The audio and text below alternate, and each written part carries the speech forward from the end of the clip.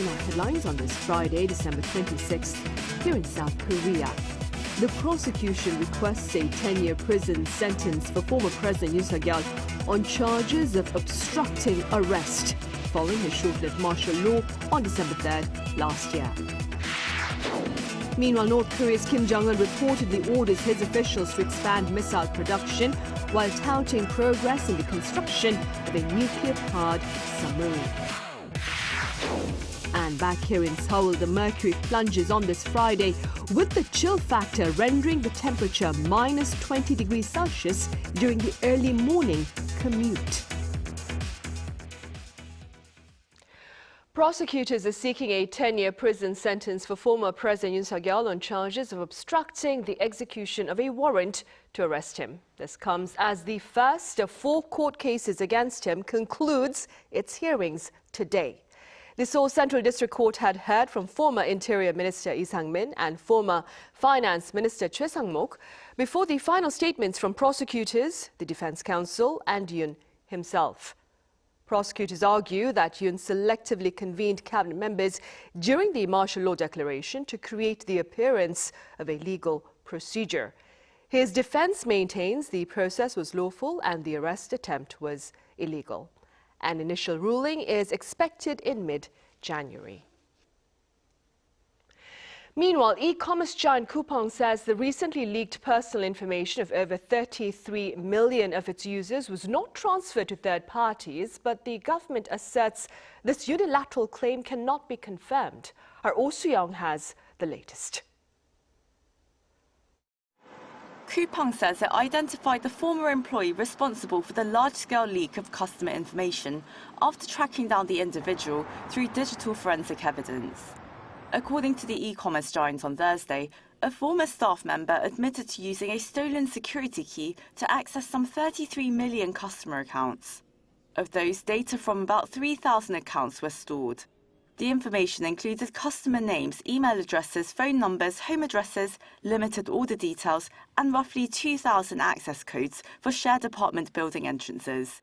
Coupang said no payment information, login credentials, or personal customs clearance numbers were accessed.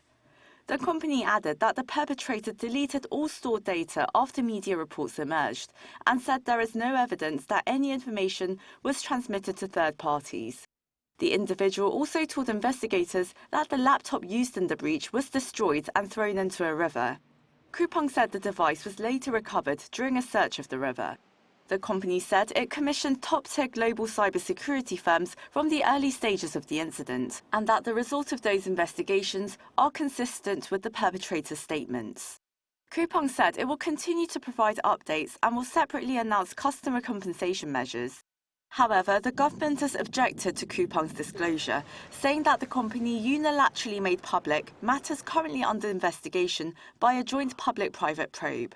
The Science Ministry says Coupang's claims have not yet been verified and remain subject to confirmation, adding that investigators are still examining the type, scale and cause of the data leak. On Christmas Day, the Presidential Office convened an emergency ministerial-level meeting to discuss countermeasures to the data leakage. Chaired by Presidential Policy Chief Kim Yong-bum, the meeting was attended by senior officials from relevant ministries, agencies and foreign affairs circles. This comes amid allegations over Coupang's lobbying of US political and government figures, which could lead to potential diplomatic and trade friction, alongside separate criticism from former US National Security Advisor Robert O'Brien over his handling of the Coupang data breach. Oh Soo-young, Arirang News. In other news, Democratic Party leader Chung Cheong-rae says the ruling party will push ahead with a second round of special counsel investigations against former President Yoon Suk-yeol. In a press conference earlier on this Friday, Chung said intentions to this end will be framed out in the first bill to be put forward by the DP in the new year. The 3 special probes include insurrection charges over Yoon's martial law bid, allegations involving former First Lady Kim Gun-hee, and an investigation into the death of a young Marine. The DP also looks to propose a special probe into allegations that the Unification Church bribed politicians across the aisle. The Unification Ministry here says North Korea's latest display of military might comes in response to security commitments between Seoul and Washington, including the pursuit of nuclear submarines by South Korea. Our Park Jun-han has details. A day after North Korea's display and inspection of surface-to-air missiles and nuclear-powered submarines, South Korea's Ministry of Unification on Friday said the move appears to be a response to South Korea's plans to develop its own nuclear-powered sub. Domestically, it appears to be aimed at showing off achievements in the defense sector and justifying the advancement of nuclear capabilities and the strengthening of military power. Externally, it is seen as drawing attention to the deployment of U.S. strategic assets and South Korea's push to build a nuclear-powered submarine. South Korea's Joint Chiefs of Staff announced on Thursday that the military had detected launch signs in advance and tracked several presumed surface-to-air missiles fired from the Sondok area in Hamgyongnam-do province around 5 p.m. on Wednesday toward the East Sea. Observed by North Korean leader Kim Jong-un, Pyongyang conducted the first test of a new type of high-altitude, long-range surface-to-air missile system over the East Sea. Kim congratulated those who participated in the test, which was presented as a standard procedure to enhance the country's air defense capabilities. While a joint analysis with U.S. intelligence is underway, the Joint Chiefs of Staff stressed its robust allied deterrence posture against any potential provocations by the North. Also on Thursday, Kim Jong-un visited a shipyard that is allegedly constructing an 8,700-ton nuclear-powered strategic guided missile submarine. The North Korean state-run Korean Central News Agency quoted Kim as sharply criticizing South Korea's plan to develop nuclear-powered submarines. Kim said the plan, under the approval of the U.S., would further destabilize the Korean peninsula. He described the move as an aggressive act that seriously infringes on North Korea's national security and maritime sovereignty, adding that Pyongyang views it as a security threat that must be met with a response. On Friday, North Korea's Korean Central News Agency showed images of Kim Jong-un and officials looking at missile parts. Kim reportedly emphasized the need to expand overall manufacturing capacity and assign technical and economic tasks in support of the 5-year goal of developing advanced missiles. Park Jun-han, Arirang News. South Korea's Hanwha says preparations are underway at its Philadelphia shipyard to build nuclear-powered submarines for the U.S. Navy. The statement came earlier this week during a press briefing for South Korean reporters at the shipyard. Tom Anderson, president of Hanwha Defense USA and a former U.S. Navy Rear Admiral, said Hanwha Philly shipyard has begun related work to expand the workforce, improve production efficiency, and invest in facilities as well as transfer best practices and technologies from South Korean shipyards. This comes as U.S. President Donald Trump also this week spoke of plans to build a fresh fleet of big battleships for the U.S. Navy in line with a broader shipbuilding initiative with South Korea's Hanwha Ocean.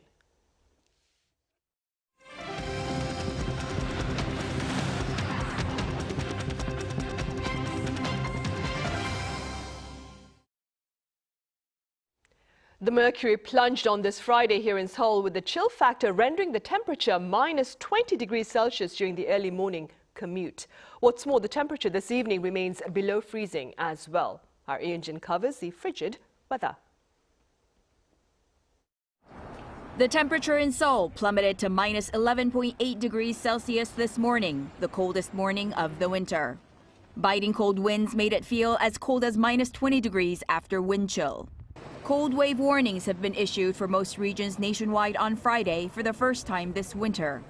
A cold wave warning is issued when morning low temperatures of minus 15 degrees Celsius or lower persist for 2 or more days, or when sudden extreme cold is expected to cause significant damage over a wide area. A severe cold wave warning has been issued for Gyeonggi-do Province, northern Gangwon-do Province, Daecheon in Chungcheongbuk-do Province, and the northeastern mountainous areas of Gyeongsangbuk-do Province. Sub-zero temperatures persisted throughout the day today, with Seoul only reaching minus 4 degrees for its daytime high. Heavy snow warnings are in effect for Ulleungdo and Dokdo, while heavy snow advisories have been issued for the west coast of Jeollanam-do Province and the mountainous areas of Jeju. Today, Ulleungdo and Dokdo Islands are expected to receive up to 15 centimeters of snow on top of what's there already. Jeju Island's mountainous areas will see 5 to 10 centimeters of snow, and the west coast of Jeollanam-do province will get 1 to 5 centimeters. An official from the Korea Meteorological Administration explained that this cold wave is due to the influence of very cold air flowing in from the northwest, and emphasized that special care needs to be taken for the elderly, children, and outdoor workers, particularly around dawn and early morning, to avoid frostbite and cold-related illnesses. However, this cold spell will not last long. The sub-zero temperatures will continue into the weekend, but from tomorrow afternoon, temperatures will rise above freezing and the intensity of the cold will gradually ease. As the air remains frigid, people are advised to bundle up to stay warm when going outside. Lee Min-jin, Arirang News. Elsewhere, air raids persisted into Christmas Day even as efforts to end Russian aggression against Ukraine continue. Our Lee Seung-jae reports. Fighting between Russia and Ukraine continued through Christmas, with both sides stepping up attacks on key energy infrastructure. As Russian offensives continued, Ukraine launched retaliatory drone and missile strikes on Christmas Day, targeting several facilities inside Russia. The Ukrainian military said it struck an oil refinery in Russia's Rostov region using British-made Storm Shadow cruise missiles. Ukraine also carried out long-range drone attacks on oil product storage tanks in the Russian port city of Temerik, as well as gas processing plant in Orenburg in southwestern Russia. Both Moscow and Kyiv have increasingly targeted energy facilities in recent weeks, viewing them as critical leverage points as the war nears its fourth year and diplomatic efforts cautiously resume. Meanwhile, on Thursday, Ukrainian President Vladimir Zelensky said he held an hour-long call with U.S. President Donald Trump's special envoy Steve Witkoff and Trump's son-in-law Jared Kushner to discuss possible ways to end the conflict. Today, we spoke with representatives of the U.S. President for almost an hour. We spoke with Steve Witkoff and Jared Kushner. It was a really good conversation, many details. Earlier this week, Zelensky unveiled a new 20-point draft peace plan, describing it as the main framework for ending the war. The proposal is a scaled-down version of an earlier 28-point plan that had been discussed between the U.S. and Russia, in which Kyiv criticized for favoring Moscow through territorial concessions and limits on Ukraine's military. Zelensky said key territorial issues remain unresolved and stressed that a direct meeting with Trump would be needed to address the most sensitive points. Meanwhile, Russia said talks with the United States are making slow but steady progress. In the negotiation process on the settlement of the Ukraine conflict, in the negotiation process with the United States, there is slow but steady progress. Russian Foreign Ministry spokesperson Maria Zakharova also accused Western European countries of trying to derail negotiations and urged Washington to counter such moves. Lee Seung-jae, Arirang News. Also on Christmas Day, U.S. President Donald Trump shared on his social media platform U.S. airstrikes against Islamic State terrorists in Nigeria. Our Cha Yoon covers this latest military campaign. U.S. President Donald Trump said in a post on Truth Social that the United States military executed numerous perfect strikes against Islamic State targets in Nigeria late on Thursday local time. Trump said ISIS terrorist scum in northwest Nigeria have been targeting and viciously killing innocent Christians, adding that the airstrikes follow his warning that his country will not allow radical Islamic terrorism to prosper under his leadership. U.S. Africa Command said that Thursday's airstrikes were carried out by the U.S. military in coordination with Nigeria in Sokoto State, killing multiple IS militants at the request of Nigerian authorities. U.S. Defense Secretary Pete Hegseth also wrote in a post on social media that the president was clear last month the killing of innocent Christians in Nigeria must end, showing a sign of possible further strikes. In northern Nigeria, thousands have been killed in violence spanning more than a decade. Both Muslims and Christians have been victims of this violence. This is the second time within a week that President Trump has ordered American military strikes against a branch of the Islamic State. Last week, the U.S. carried out dozens of airstrikes against the Islamic State in Syria, Following the president's pledge to retaliate for the deaths of 2 U.S. Army soldiers and a civilian interpreter who were killed in a terrorist attack earlier in December. 차윤경, Arirang News.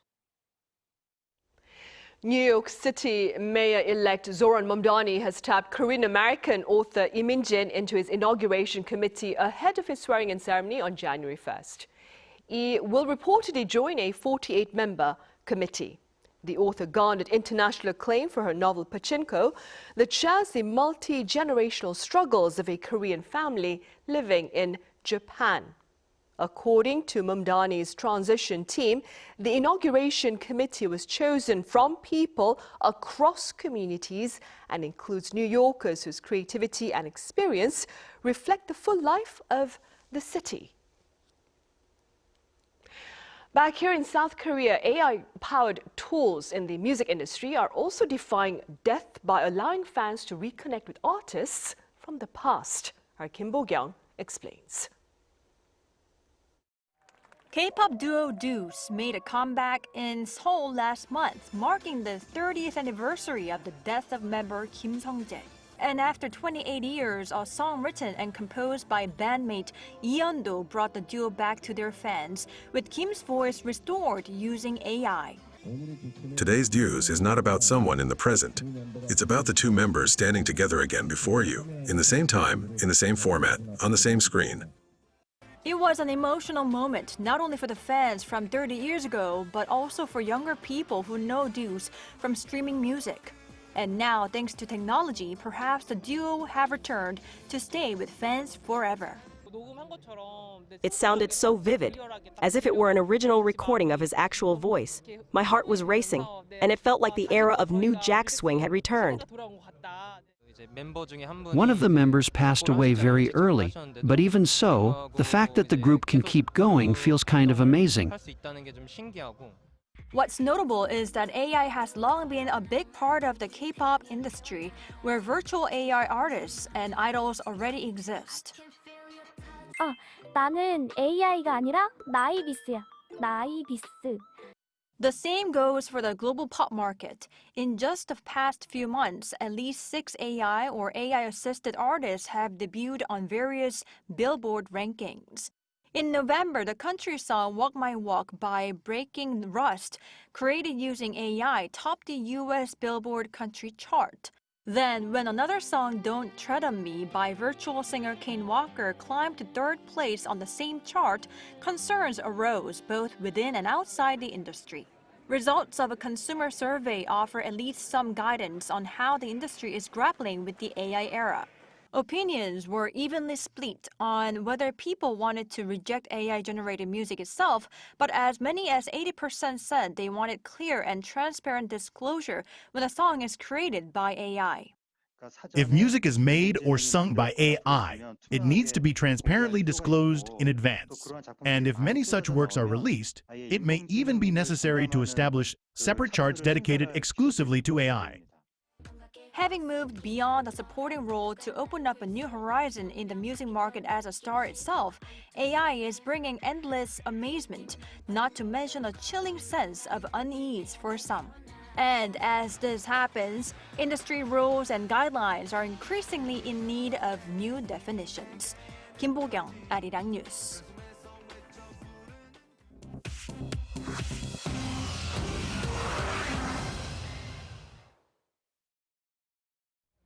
This is The World Now, bringing you everything you need to know from around the globe. Honduras electoral authorities on Wednesday declared Trump-backed conservative Nasri Asfuda the winner of the November 30th presidential election, ending a weeks-long vote count. Asfuda won 40.27% of the vote, narrowly ahead of the center-right Liberal Party candidate Salvador Nasralla at 39.53%. The ruling leftist Libre Party's candidate finished third with 19.19% in a clear rebuke of outgoing President Xiomara Castro's party. Trump endorsed the 67-year-old Asfuda days before the vote, and U.S. Secretary of State Marco Rubio congratulated him on social media. Nasrallah alleged fraud, while the Organization of American States said it is closely following events and noted results were announced with 0.07% still being counted. Pope Leo, in his first Christmas address in St. Peter's Square, urged Ukraine and Russia to find the courage for sincere, direct, and respectful dialogue to end the Ukraine war. He called for weapons to fall silent as U.S.-led negotiations to end the almost 4 years of conflict continue. The Pope on Thursday also pointed to suffering in Gaza. He asked how people cannot think of people in tents exposed to rain, wind, and cold as the war there continues after Hamas' October 7, 2023 attack on Israel. Police in Nigeria said a suspected suicide bomber detonated an explosive inside a mosque during evening prayers on Wednesday, killing at least 5. The blast at the Al-Adul Mosque in Maiduguri, the capital of Borno State, killed at least 5 worshippers and injured 35 others, police said. No group claimed responsibility. The attack comes amid heightened security concerns in Nigeria's northeast, where Boko Haram and its ISWAP faction have waged a 15-year insurgency. Governor Babagana Zulum condemned the attack and urged vigilance, as police said explosive ordnance teams were sweeping the area. A Powerball ticket sold at a gas station in Cabot, Arkansas, won a $1.817 billion jackpot on Christmas Eve, ending 3 months without a top prize winner. Powerball said final sales pushed the jackpot higher, making it the second largest U.S. lottery prize and the largest Powerball prize of 2025. The cash option stands at $834.9 million. Arkansas lottery officials said they will not know the winner until at least Monday because the claims center is closed for the holidays. The 3-month streak included 46 consecutive drawings without a jackpot winner. Chu Ji-hyun, Arirang News.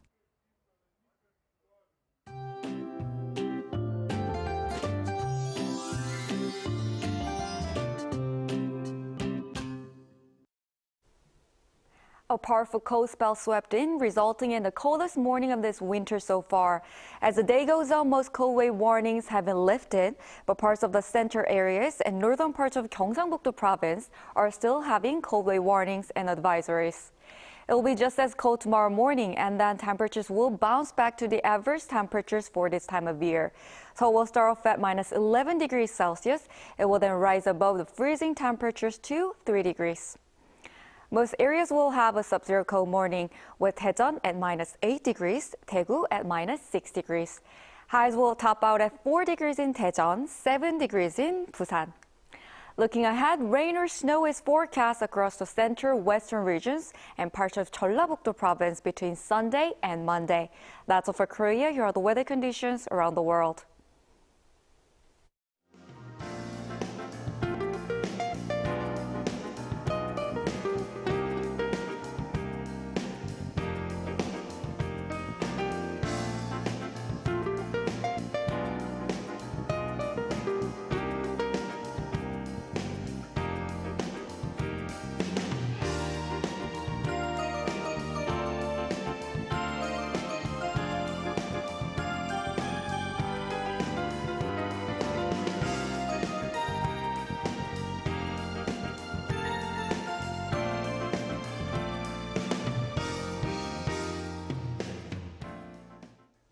Those are the headlines at this hour here in South Korea. Coming up right after this break is our daily panel session. Do stay with us.